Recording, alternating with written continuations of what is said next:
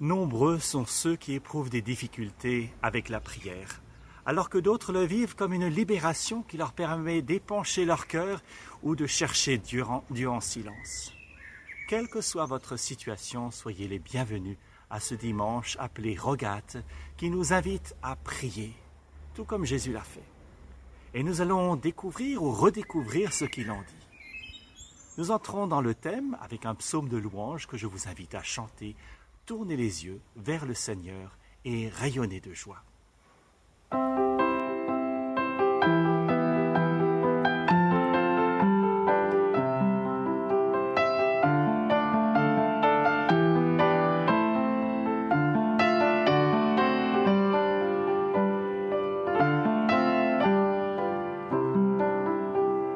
Tournez les yeux vers le Seigneur et rayonnez de joie.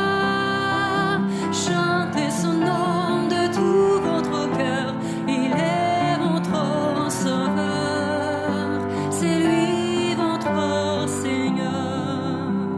J'ai recherché le Seigneur et il m'a écouté. Il m'a guéri de mes peurs et sans fin je le louerai. Tournez les yeux vers le Seigneur et rayonnez de joie. Chantez son nom de tout votre cœur, il est votre sauveur, c'est lui votre Seigneur.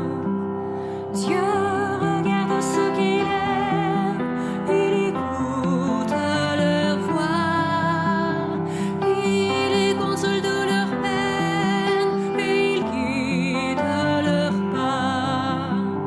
Tournez les yeux vers le Seigneur et rayonnez de joie. Chantez son nom de tout votre cœur, il est votre sauveur, c'est lui votre Seigneur.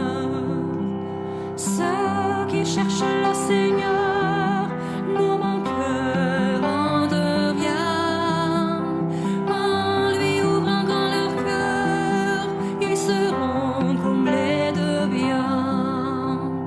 Tournez les yeux vers le Seigneur et rayonnez de joie.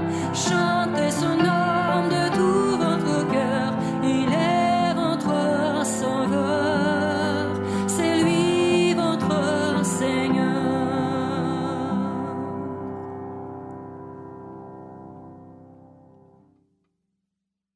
Seigneur, accorde-nous le silence, cette plage où nous pourrons nous retrouver.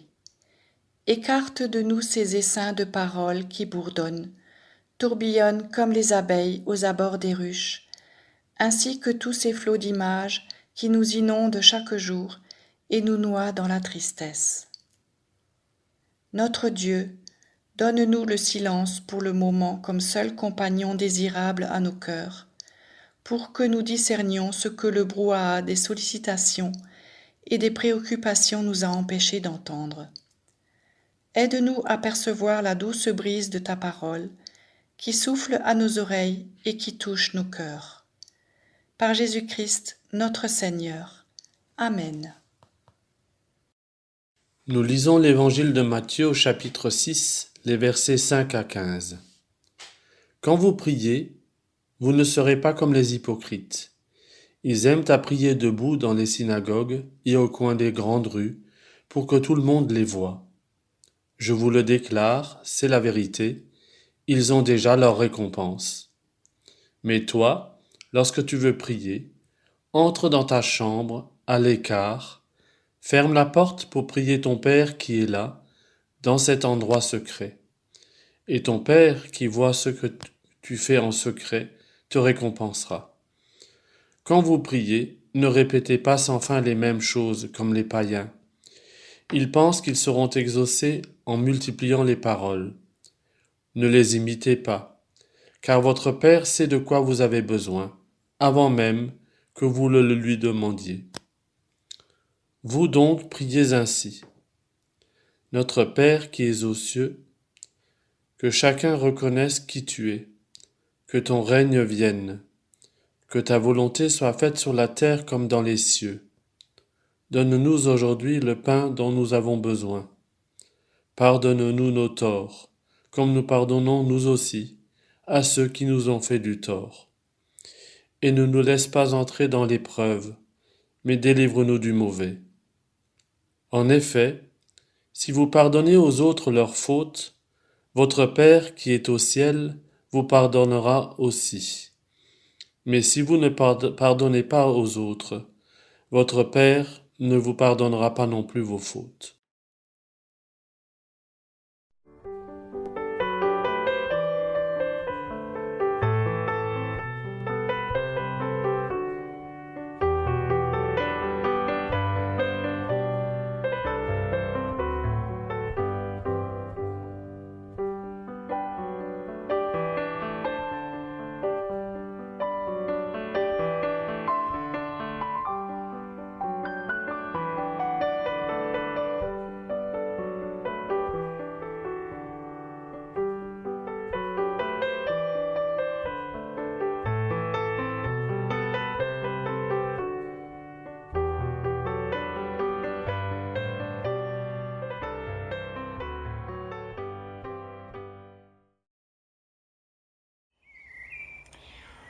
La prière est présente au cœur même de toutes les pratiques religieuses et toutes les traditions religieuses.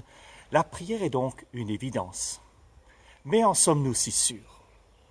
Permettez-moi de vous poser cette question tout à fait personnelle. Priez-vous? Priez-vous souvent? Et à quelle occasion et dans quel but priez-vous?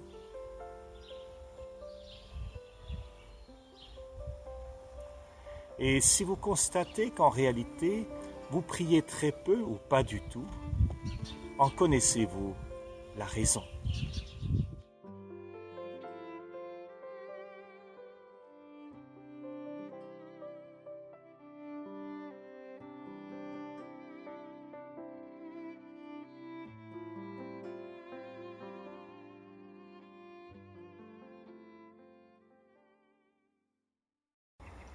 Jésus est très critique quant à la prière telle qu'il la voit souvent pratiquée.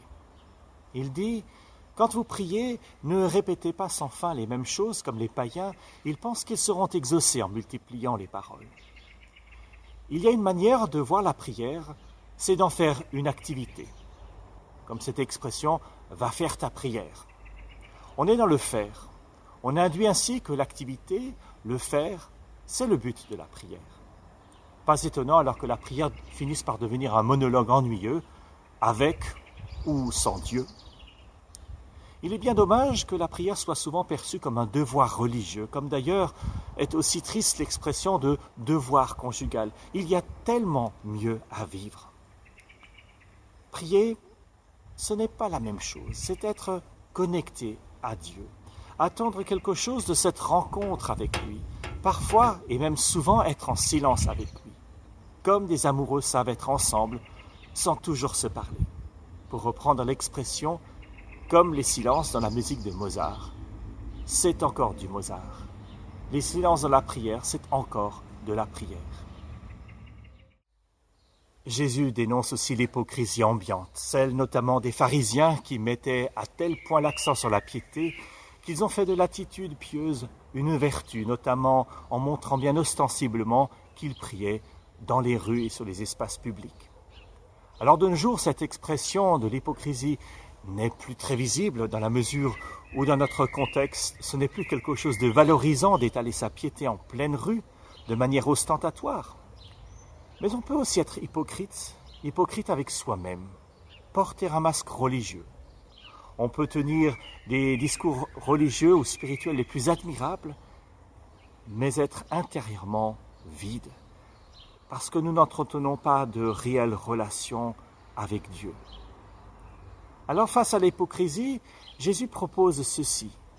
Mais toi, lorsque tu veux prier, entre dans ta chambre à l'écart, ferme la porte pour prier ton Père qui est là, dans cet endroit secret.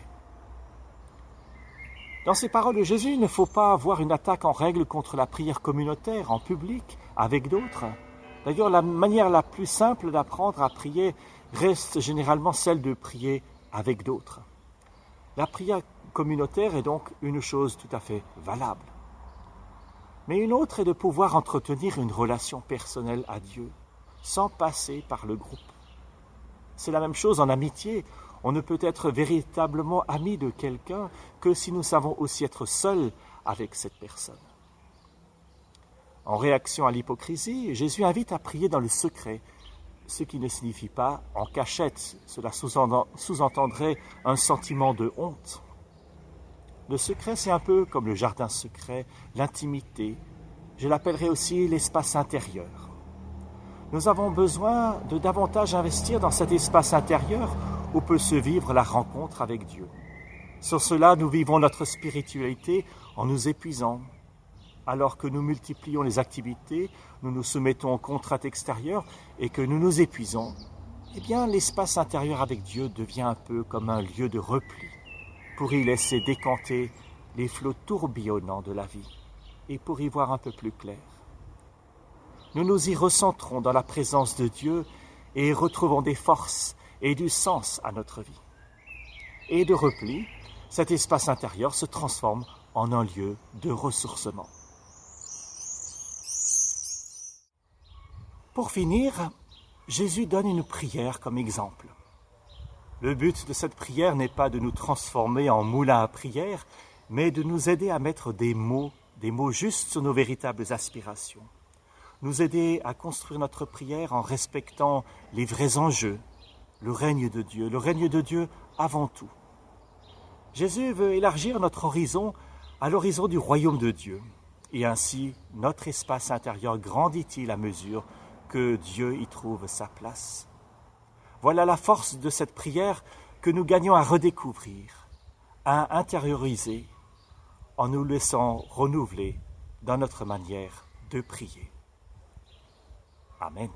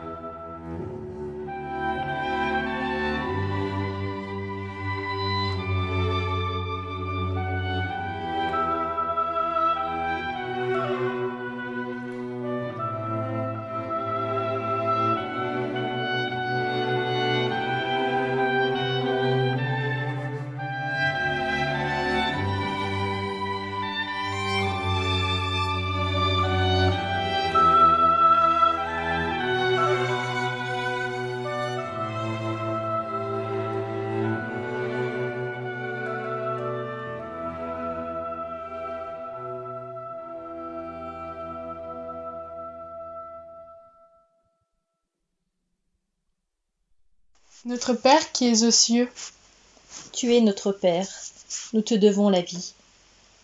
Nous te disons avec confiance ce que nous espérons, ce que nous recherchons, ce dont nous avons peur. que ton nom soit sanctifié. Nous espérons que ton amour change le monde. Transforme-nous afin de nous rendre capables de témoigner de ton amour. Que ton règne vienne. Nous aspirons à ce que la justice et la paix s'embrassent. Aide-nous à créer autour de nous des espaces de paix. Garde-nous vigilants face aux situations d'injustice. Que ta volonté soit faite sur la terre comme au ciel. Nous redoutons la souffrance et la maladie. Conduis nos malades vers la guérison. Protège du découragement ceux qui souffrent et ceux qui les entourent. Donne-nous aujourd'hui notre pain de ce jour. Pas seulement à nous, mais aussi à ceux qui désespérément crient à l'aide, qui voient leur vie en ruine et ont peur de l'avenir. Toi, la source de la vie, donne-nous, ainsi qu'à tous les gens de pouvoir, une authentique volonté de combattre la faim. Pardonne-nous nos offenses, comme nous pardonnons à ceux qui nous ont offensés. Nos cœurs de pierre, ouvre-les au pardon. Les poings serrés, sous l'emprise de la violence, ouvre-les à la tendresse. Aide-nous à vivre de la puissance du pardon et non sous l'emprise de la rancune et de la haine. Et ne nous laisse pas entrer en tentation. Ta parole est la vie. Protège-nous de la jalousie, de la voracité, de l'orgueil et de la lâcheté. Mais délivre-nous du mal. Ouvre nos yeux afin que nous puissions reconnaître le mal qui se cache sous ses déguisements. Aide-nous à lui résister ainsi qu'à son corollaire, l'indifférence. Car c'est à toi qu'appartiennent le règne, la puissance et la gloire, au siècle des siècles. Tu nous appelles par notre nom. Tu vois chacune de nos situations, nos joies, nos échecs. Grâce à toi, la confiance reprend le dessus sur nos craintes. Nous espérons en toi, aujourd'hui et chaque jour. Au nom de Jésus, nous nous en remettons à toi. Amen. Amen.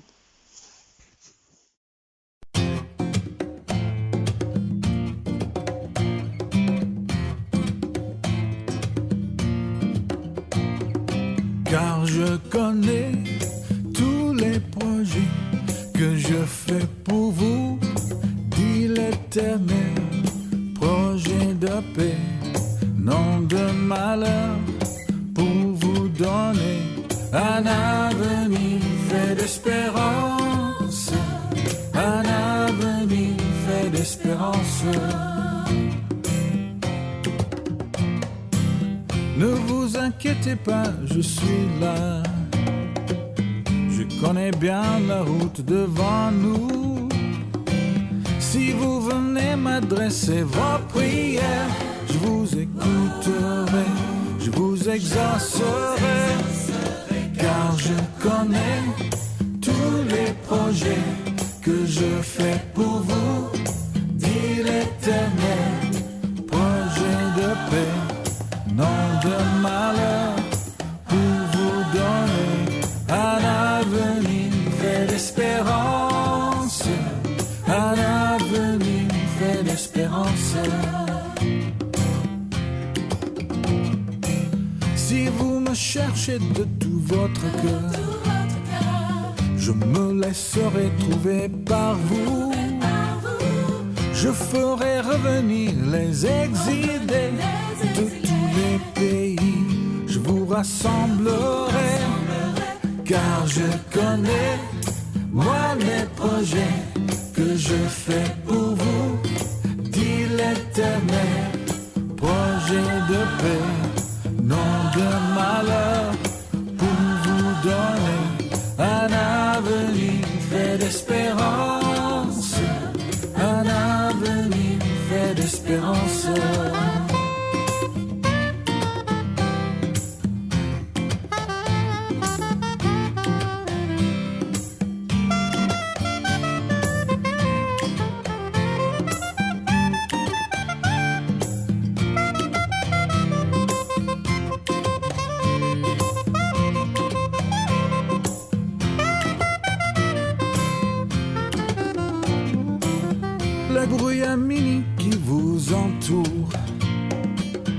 et rien que l'ennemi qui rugit. Je suis le créateur de l'univers, n'ayez donc pas peur, car je suis vainqueur, car je connais tous les projets que je fais pour vous, dit l'Éternel. Projet de paix, non de malheur, pour vous donner un avenir fait d'espérance, un avenir fait d'espérance.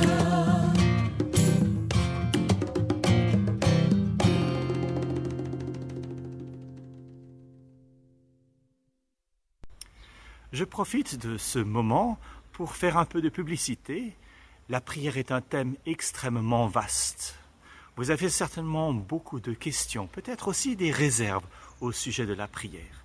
Alors je ne peux que vous recommander un livre que j'ai lu il y a déjà un moment et qui m'a laissé un très bon souvenir. Son titre, L'impossible prière. Il a été écrit par Jacques Ellul. Jacques Ellul était un juriste, un théologien, un écrivain et un grand penseur protestant du XXe siècle. Mais je vous rassure, ce livre est d'une écriture tout à fait accessible. À présent, je vous donne rendez-vous ce jeudi, le jour de la fête de l'Ascension, pour un culte célébré avec les autres paroisses du consistoire. Il sera disponible à ce lien théophile67.blogspot.com, mais également sur le site Facebook des paroisses d'Obermodern ou de Pfaffenhofen. Merci d'avoir été avec nous en communion, même décalé dans le temps, puisque vous êtes aussi assez nombreux à vous connecter à un autre moment de la journée ou de la semaine. Nous voici parvenus à la fin de ce moment ensemble, et nous ne voulons pas nous quitter avant la bénédiction. Que le Dieu vivant qui s'invite en nos vies renouvelle sa présence en vous. Il vous fortifie, il vous bénit, il vous garde. Allez dans la paix de Dieu, le Père, le Fils, le Saint-Esprit. Amen.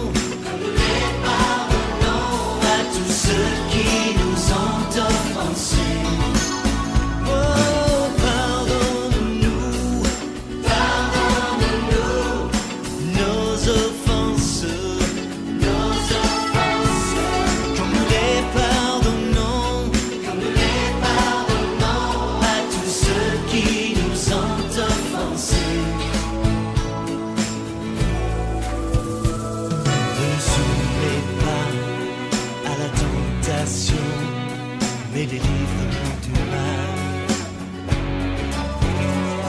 Ne nous soumets pas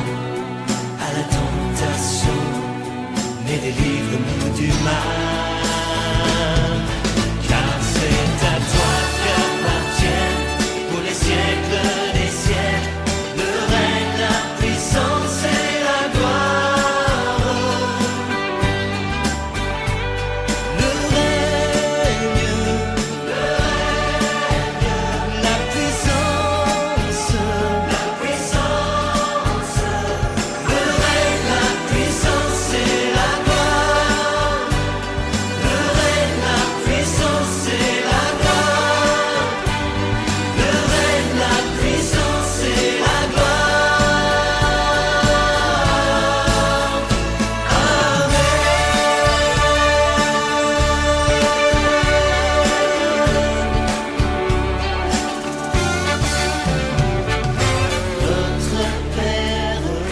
Notre Père, qui es aux cieux, que ton